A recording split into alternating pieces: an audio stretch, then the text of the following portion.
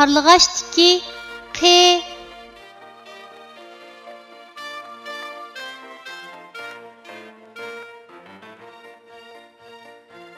Bu harfning talaffuz qilinishi mundaq. Q.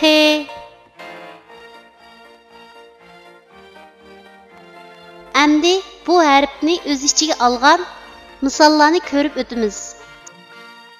Q'ning beshidan ulinadigan shakli. Misol: qo'l. Q'ning bosh va oyog'idan ulinadigan shakli. Misol: Çaşqan. Q'ning oyog'idan ulinadigan shakli. Misol: qiyiq. Q'ning ayrim shakli. Misol: qo'shiq.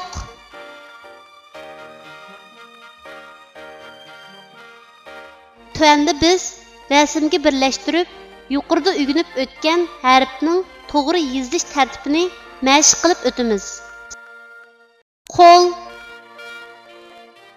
Q harfining beshidan ulinib keladigan shaklning yozilish tartibi.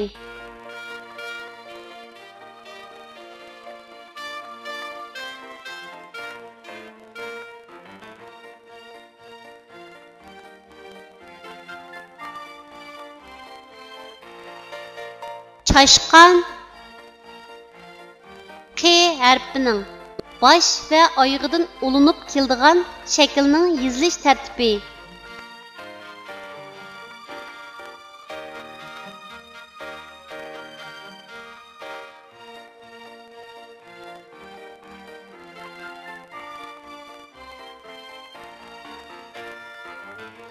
Qiyiq.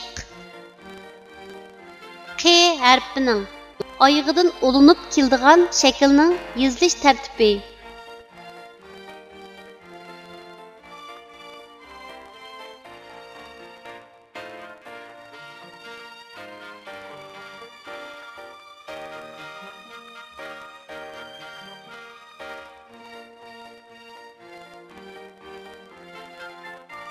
Qo'shiq.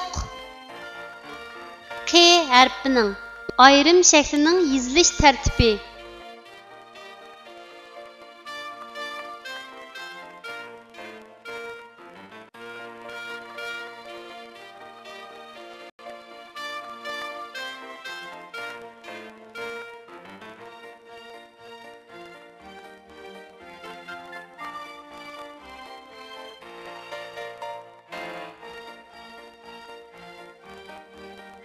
Kichik do'stlar, tuvandagi so'zlarni menga aytib o'qinglar. Qaymoq, qaymoq. Qarmoq, qarmoq. Qaycha, qaycha. Qarig'ay, qarg'ay.